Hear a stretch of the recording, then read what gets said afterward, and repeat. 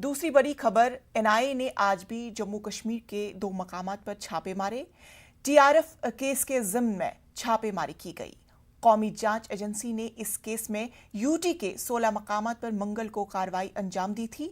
इस दौरान 4 अफराद को गिरफ्तार किया गया। श्रीनगर, पुलवामा और शोपिया में छापों के दौरान 4 मुलजमीन छताबल श्रीनगर के वसीम अहमद सोफी, शेरगढ़ श्रीनगर के तारिक अहमद डार, पांपोर श्रीनगर बिलाल अहमद में, राजौरी कदल श्रीनगर के तारिक अहमद को गिरफ्तार किया गया।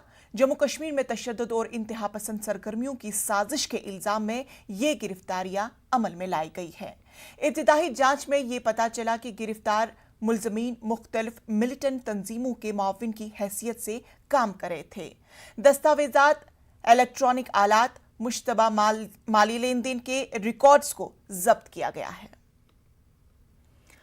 मुल्क मुखालिफ सरगर्मियों को अंजाम देने वाली तंजीम सिख फॉर जस्टिस के खिलाफ एनआईए ने अहम पेशरफ्त की है। एनआईए की एक आला सतह की टीम कनाडा जाएगी। ये टीम खालिस्तानी मिलिटेंटों की फंडिंग का जायजा लेगी। सिख फॉर जस्टिस तंजीम पर हिंद मुखालिफ सरगर्मियों के लिए खालिस्तानी मिलिटेंटों को फंड फराहम करने के इल्जाम है। SFIJ से जुड़ी कई गैर सरकारी तंजीमें भी एनआईए की रेड पर है।